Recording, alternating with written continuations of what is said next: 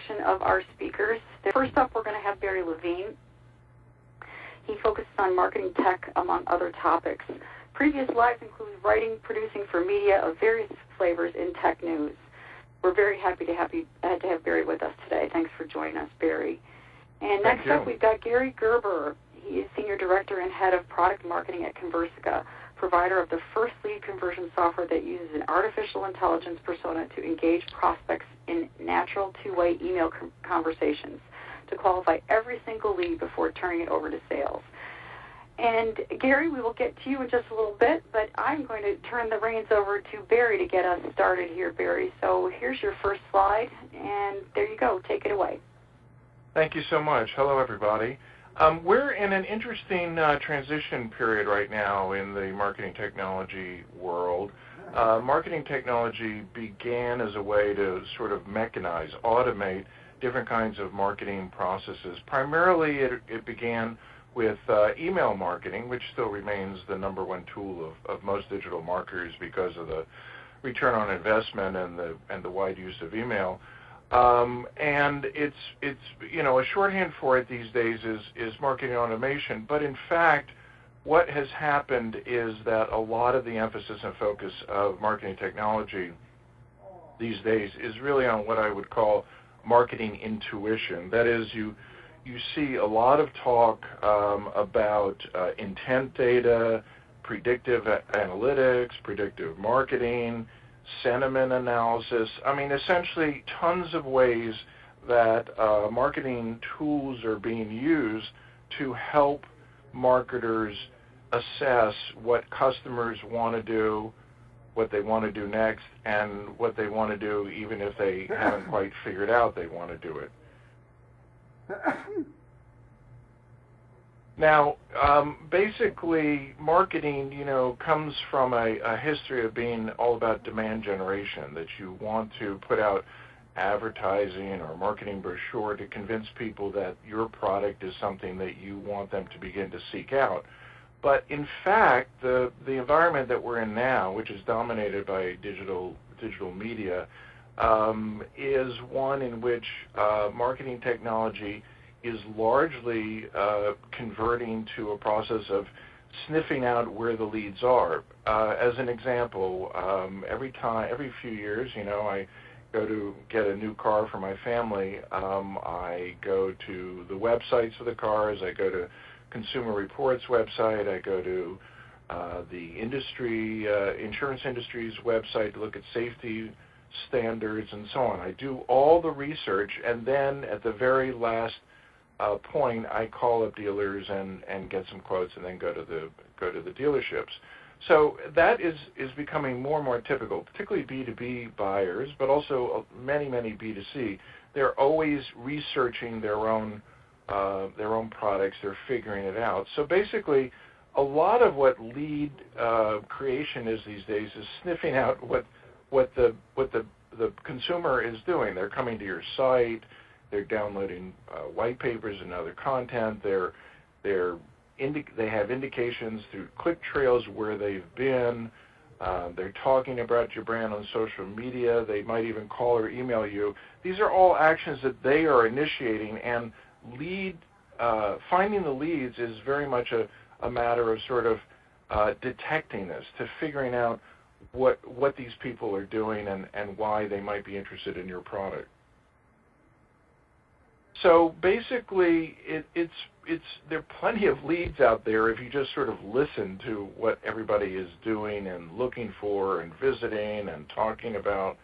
And the key to what a lot of what digital marketing is these days is trying to figure out which one of these leads are really worth my time and what you can do in your next step.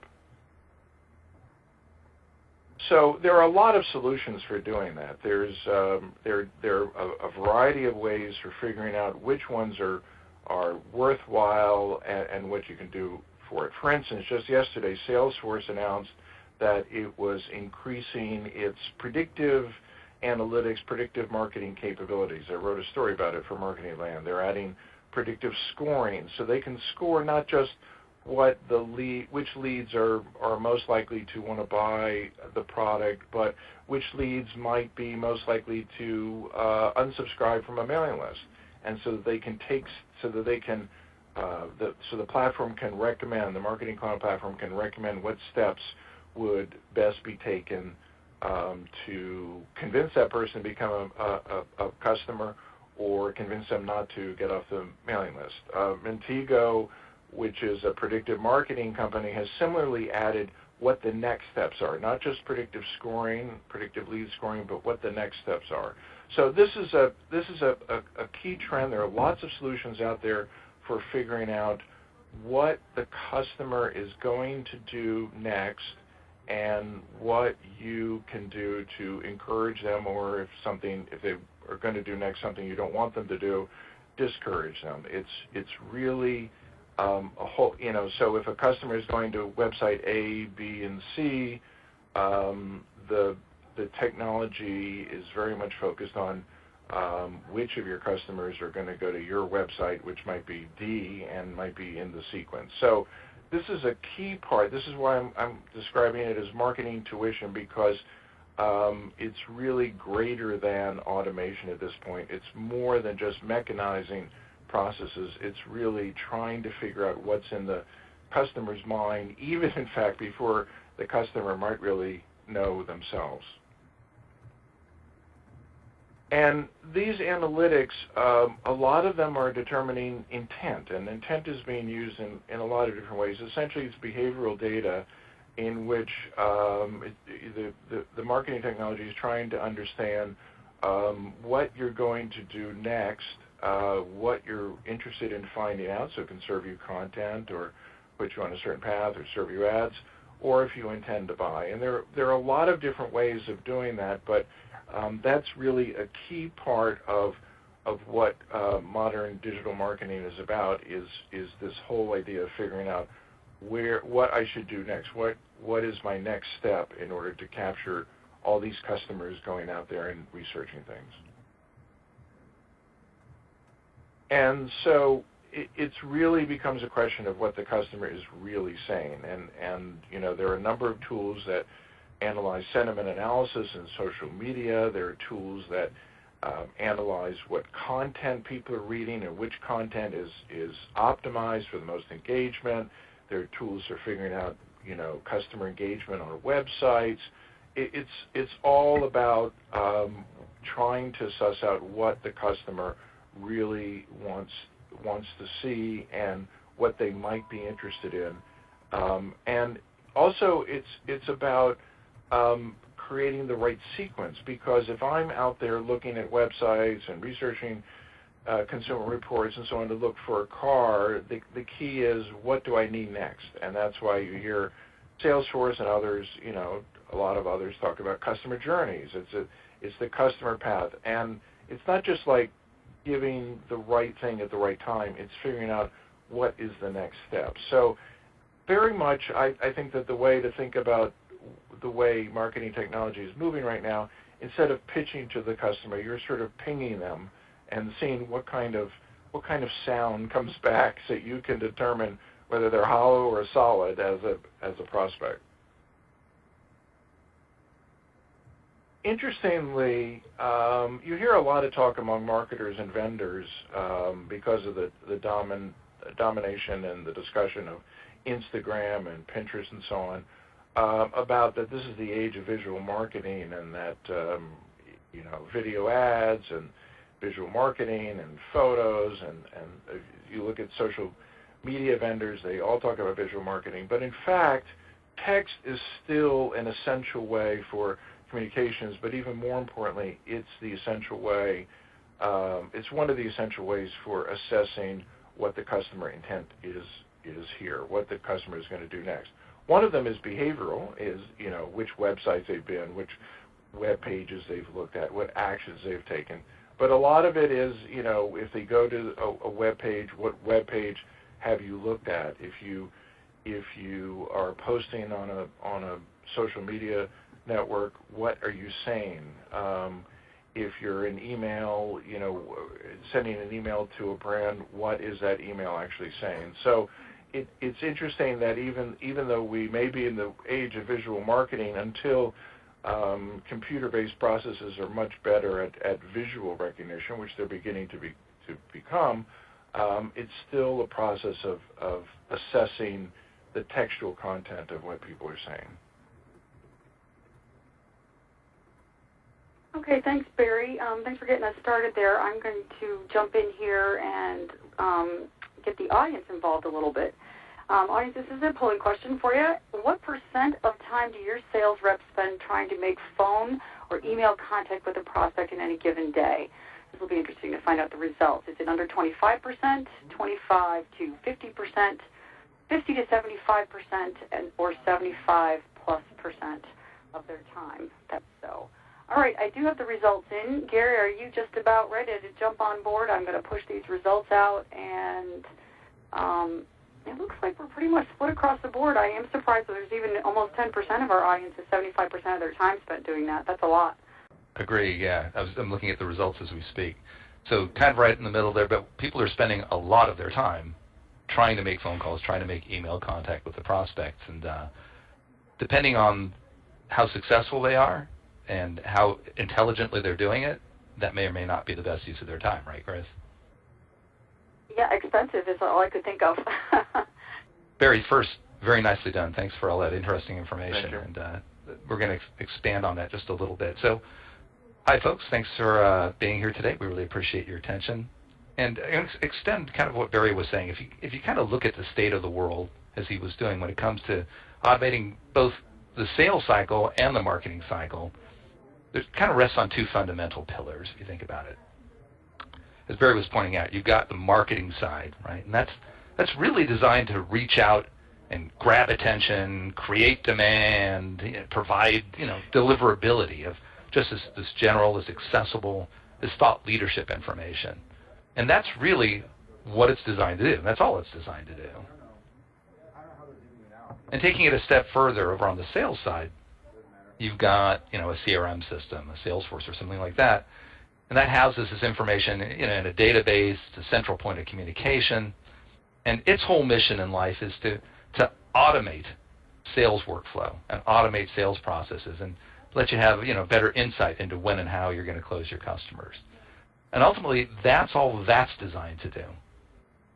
So what that means for your sales reps, right now, they've got all these tools, we've got some samples listed here. They've got all these tools, and yet they still have to, reach out and manually attempt to engage a lead. This is why we asked the question a moment ago. They have to manually engage that lead, and they have to determine for every one of them, this intent, like Barry was talking about. Is that person really interested in wanting to talk to them? And, is that really the right person to talk to? And do they even want to talk to me? Do they want to talk to I'm not a sales rep. Do they want to talk to the sales rep? And every one of them, they have to do this. And you're generating, what, hundreds, thousands, I don't know, maybe millions of leads a year. Who knows? So the problem is when it comes to actually working with the lead and engaging the lead and dispositioning that lead, it's still incredibly manual process today. It's really interesting. People kind of don't think about it like, something that we do that's manual all the time. It doesn't occur to us that maybe it could be better. We just assume it has to be manual. But today it's super manual, and why is that, right? Let's think, because, if you think about it, kind of the best tools you're spending all this money on, you're still asking, some kid, right, who's, 22, 23, maybe fresh out of college, and you're asking that kid to disposition and make a decision on the lead. And honestly, how accurate is that? What is it 50% accurate? Is it 65%? I don't know. The reality is you don't know. Because it's so manual, the person's going to introduce a problem. But what you do know is clearly you're going to leave lots of deals on the table because they're not going to be very accurate very often. So, as Barry was saying, there are tools to go out and actually try to do this kind of validation of the leads and make sure that you're really optimizing the leads. And so what we would submit is you need something that's going to provide ultimately that right information about the lead. It's going to make the right decision. Is this somebody to engage or not to engage? And they're going to do it all of the time. And it's got to be something that's going to scale so that you get that decision for every single lead coming through your system, because they're all hard won. So really, ideally, what would you have? You'd have this massive army of sales assistants to do it for you, right? You'd have one for every one of your sales reps, and that way, while they're doing this kind of grunt work that Barry was referring to, kind of validating what's the intent of this lead, what are they trying to do, what do they want, that would free up the salespeople for actually selling, right? That would be a pretty amazing thing.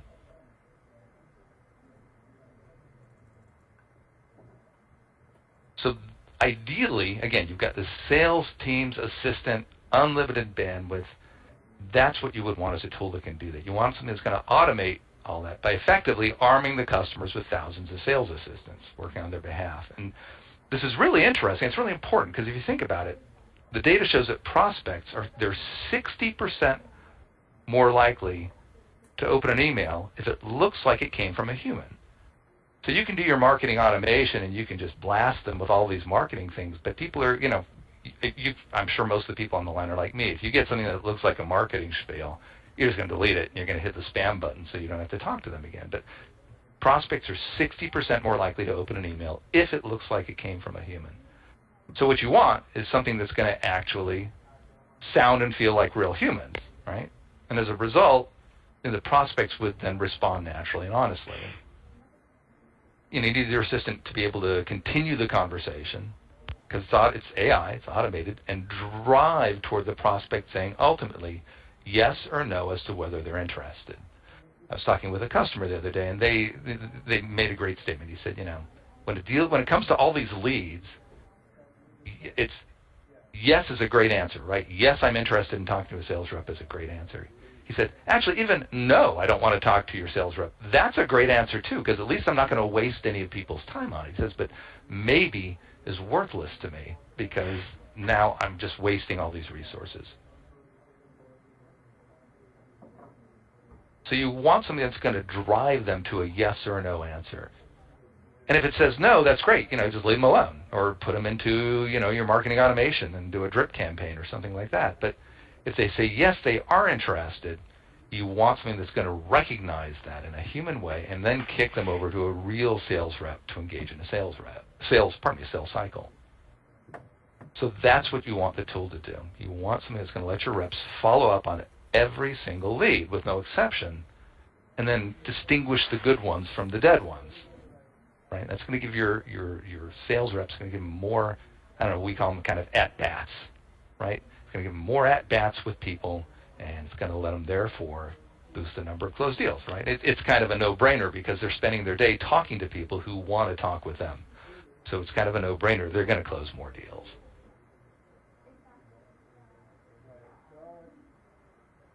And the beauty is when AI is implemented correctly, the conversations are going to be really natural. The assistants are going to be very approachable.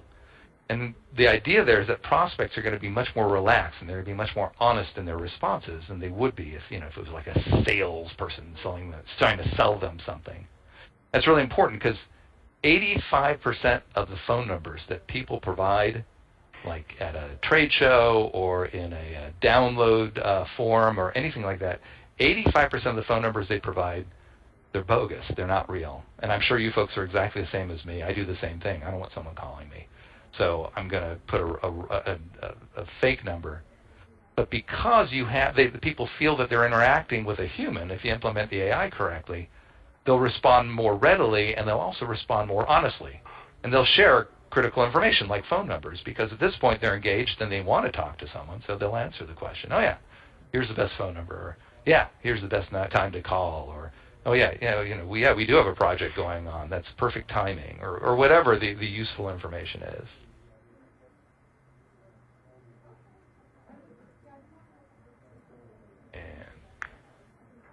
So for marketers, it's really relevant, right? Because the marketing folks, like Barry said, they're out there generating leads. There we go. There's an animation. They're generating leads, and they're depending really heavily on that marketing automation tool to create interest. They want it to generate demand, and they want to hand off an MQL to an SQL as quickly as possible. But the the reality is, no matter how much interest you generate, just like Barry was saying, the data still stays the same. That even the hottest lead still requires 8 to 12 touches. 8 to 12 touches, even though the average sales rep gives up after 1 to 2. And if you ping your salespeople, you see that that's really probably true in your organization as well. They need 8 to 12 touches because they're really savvy, like Barry said. They want to control the process. They want to do the research. They want to know things about everything before they ever even approach you. And ironically, most marketing automation systems kind of fight the reality that the customer wants to be controlled because they're trying to wrestle it away from them. But if you do it right and you implement an AI system that's just going to naturally engage the customer at their pace in a human way, that's going to actually leverage the reality, not fight it. Because you're just reaching out and you're just asking them, when are you ready, right?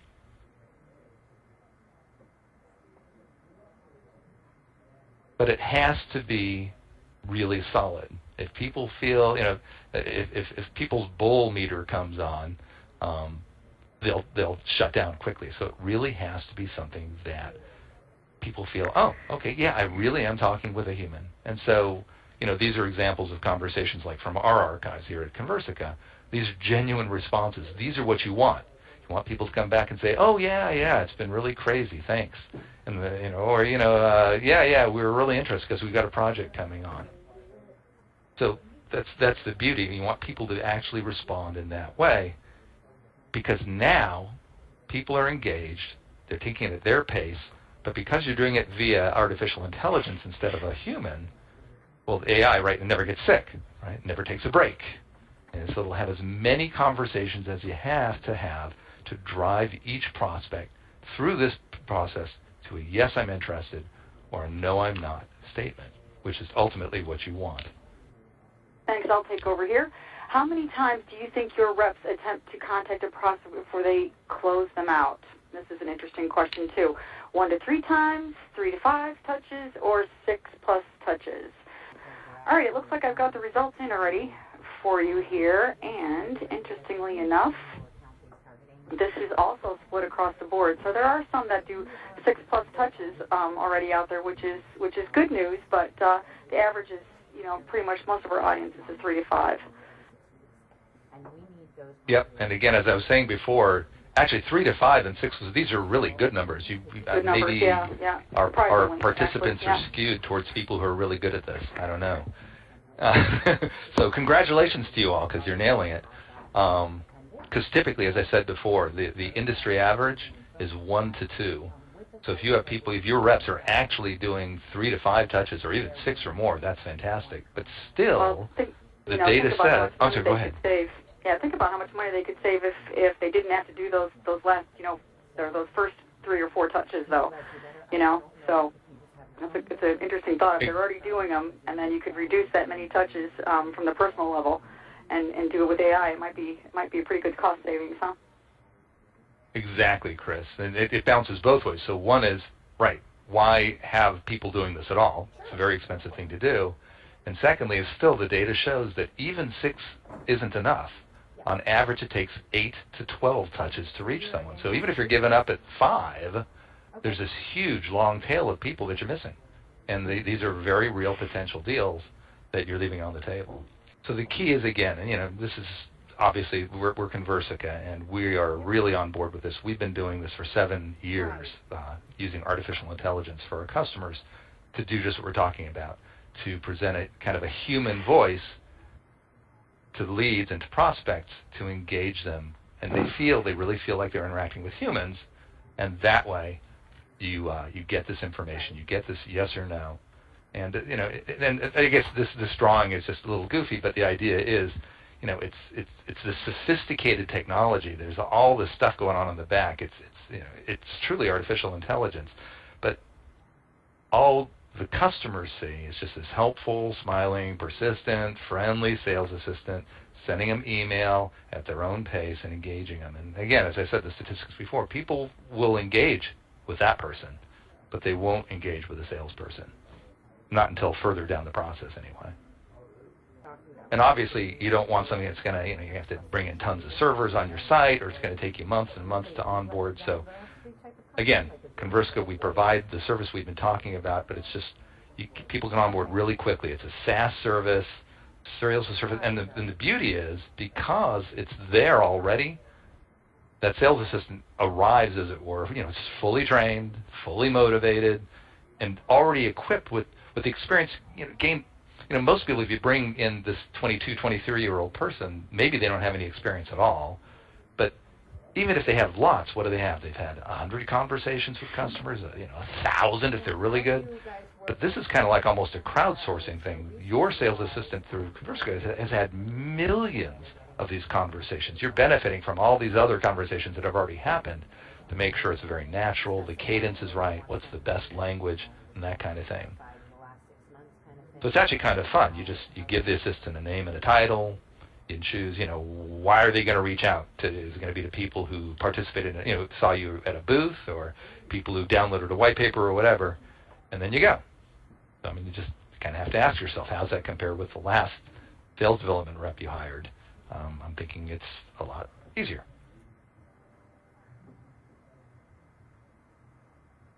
So, Chris, you'd asked for a use case. I wanted to point out this is a gentleman down in Los Angeles. He's in the Los Angeles Film School.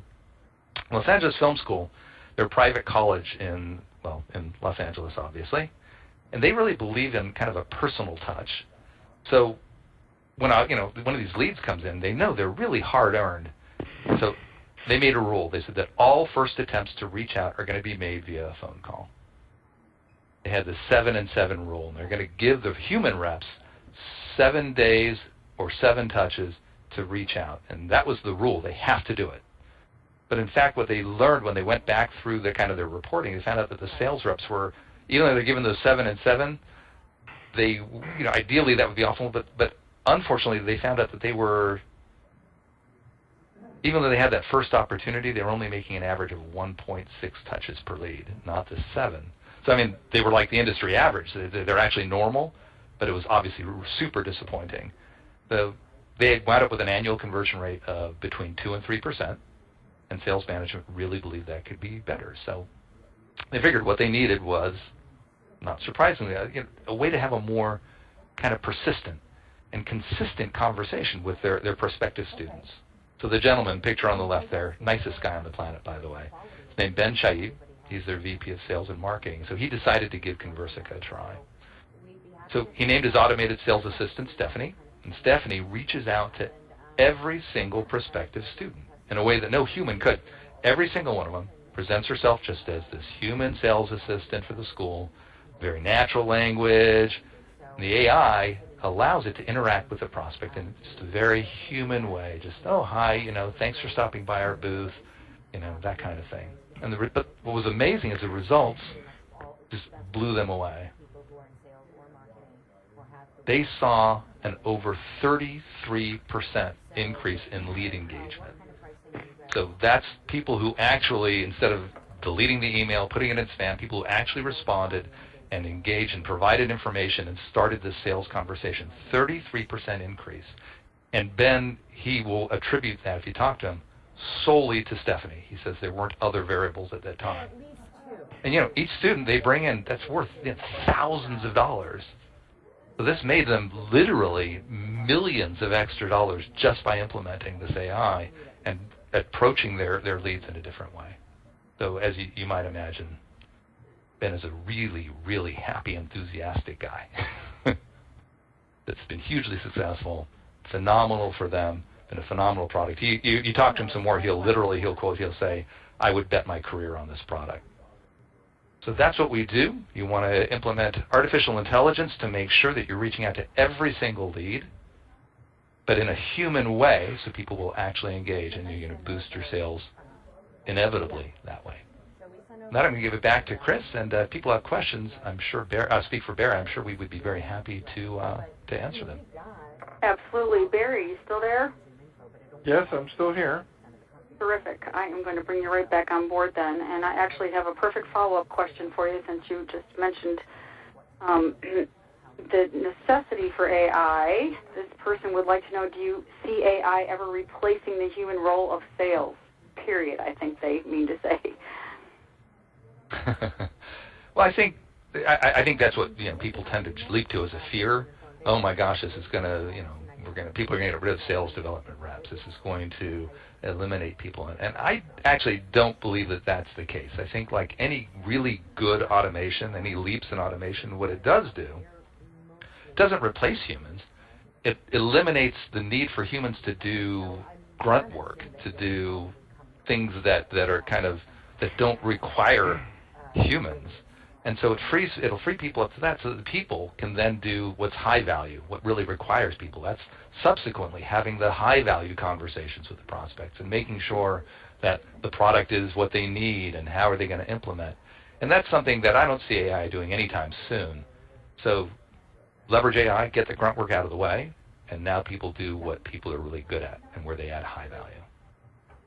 I would tend to disagree. I think in the short term, I would agree with Gary, but in the longer term, I think yes, AI will be closing sales in many cases. Let's say. I mean, just think of right now we have machine learning where AI systems are learning by example. Every experience is adding to their pile of things to learn about. You have Watson, which is becoming available.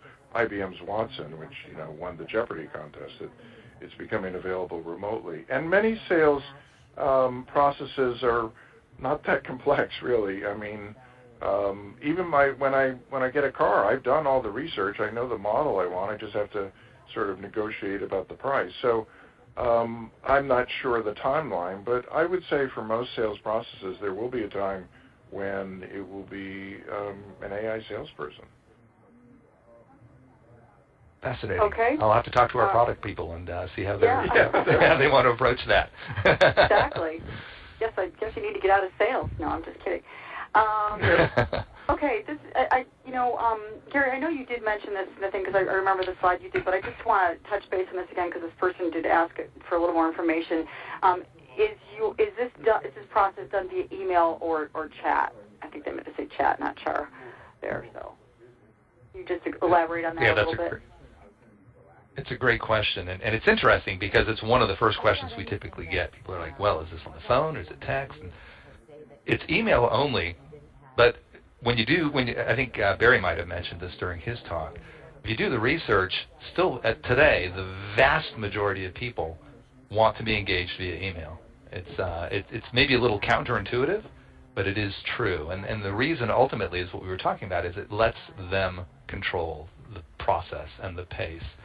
They can leave it in their inbox as long as they want, and then they can answer it when they want to. So people really do want to be engaged by email, so that's what we do. Yeah, that makes sense. There's actually someone just saying why email versus voice, but it's sort of the same thing when you want to get a hold of your kids. You don't call them, you text them now, just because they have control over when they can respond back to you, right?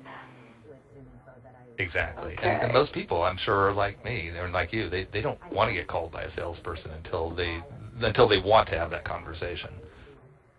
Right, exactly.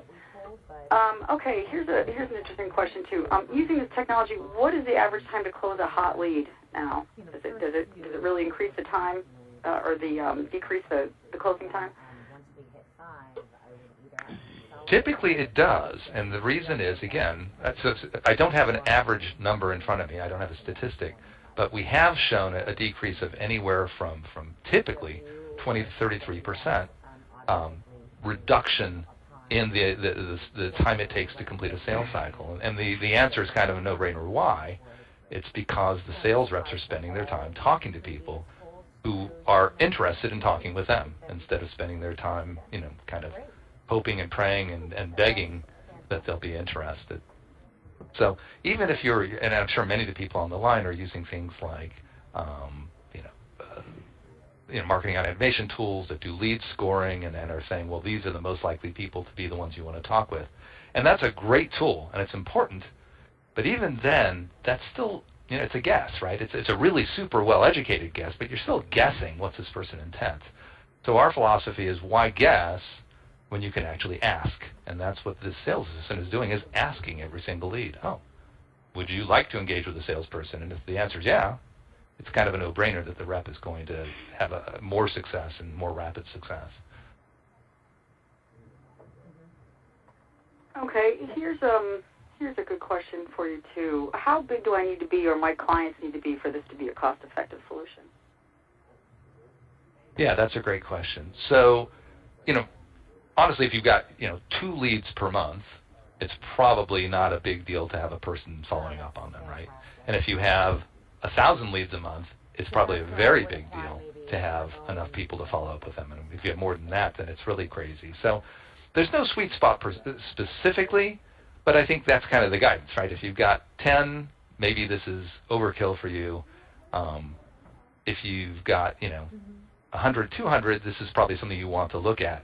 If you've got 300 or 400, it's almost unquestionably, or more obviously, it's almost unquestionably something you're going to want to look at. Okay, I'm going to keep them coming here because we have some time, and these are great questions. All right. So here we go. Do you work in other languages? So at the moment, Conversica is English only, but it does work across multiple dialects of English. So we have customers in England and customers in Australia and that kind of thing. So it is versatile beyond just U.S. English, but it is English only. Okay, that was quick, and I'm not ready for the next one yet. Hang on. Okay, here's a good one. How often are the automated emails sent? Is it 1 email a day? Do you work around preferred times? And then does this preferred time information, like if they open it and then you find out when it's open, does that type of information get relayed to the sales team so they can contact them, at those preferred times, or the ones that seem to be working? So, yeah, that's a great question. And people tend to kind of fall into a little bit of a trap when they first, because what we're doing here isn't like a better this or a lower cost that. It's actually really something very new. So as with anything new, people tend to try to kind of lump it into a reference, frame of reference as something that they already know. So people tend to kind of talk in marketing automation terms when they're asking questions, and that's okay. I get that. But if you think about this as the paradigm that it is, this is, again, it's an artificial intelligence platform that's always learning. I think Barry used the term machine learning, and that's exactly what it is. So there's no fixed answer to what, the AI actually reads when the prospect responds, and it's evaluating all sorts of different things, and it's learning. So the cadence at which it interacts with the customer or the prospect will vary. What time, how frequently, how many days to skip, what time of day. It will actually respond back accordingly based on what it's learning. And not only what it's learned from that individual prospect, but as I mentioned before, across millions of conversations. As any good sales assistant would, they're learning what's the best way to do this, always learning, and as opposed to like a marketing automation system where you have to script all this ahead of time. Here's the pace, here's the hours. Instead, you're depending on the AI to be smart about it and optimal about it. I think that answered the question. Yeah, it does. It does. Interesting. Well, I'll tell you what we... Okay, here's another good one. It's a little bit long, so it's going to take me a second to read it to you. But with marketing automation, there's a sweet spot between including too many rules so you get better automation and overcomplicating things. Isn't that the truth? Is it the same with AI? How complicated can it be to anticipate all possible interaction scenarios? Interesting question. That's a very thoughtful question. So yeah, there's a sweet spot including too many rules. But again, back to kind of looking at it in a different paradigm. You don't, look at it again as if this was a human sales assistant. You wouldn't have, you'd have some rules, don't swear at the customer or whatever. But fundamentally, you don't have rules for that sales assistant. The sales assistant is going to be someone who's interacting in a human way and making human decisions. So the second half of the question, how complicated can it be? Or pardon me, you don't want to complicate things. That's the key. You want to keep this interaction extremely simple. You want your sales assistant to present not as a salesperson, not as doing something complex, but just really simple. Oh, I see you stopped by our booth. Thanks for stopping by our booth. Would you like to talk to a salesperson for more information? Oh, you downloaded a white paper. Can we get someone in touch with you? Oh, you spoke with Barry the salesperson Barry's not our salesperson, but you spoke with Barry the salesperson last week, and he promised to get you. Did he get you the information you want? So really simple, really kind, just a helpful sales assistant, not salesy, and you want it that way because that way people will engage. And then when it becomes a more complex interaction, then you hand it off to a real human sales rep, and they've got all the rules in their head, right? So there isn't a sweet spot per se, except the sweet spot is keep it simple.